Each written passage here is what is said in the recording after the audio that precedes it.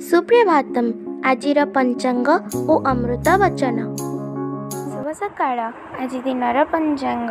आज श्री श्वेतवराह कल्पर वैवस्वत मन्वंतर द्वितीय परार्थ दक्षिणायन वर्ष ऋतु श्रावण मास कृष्णपक्ष तृतीया तिथि बुधवार चुकाप्त 5126 विक्रम संबत 2081 जुलाई मासर 24 तारिख।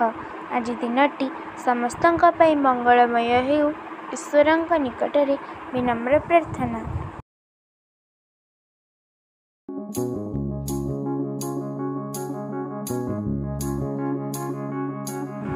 भोग करिबा खराब नुहे। भोग पई विविध द्रव्य संग्रह करिबारे भी दोष नहीं। भोगरे भोगरे लिप्त न हेले हेला।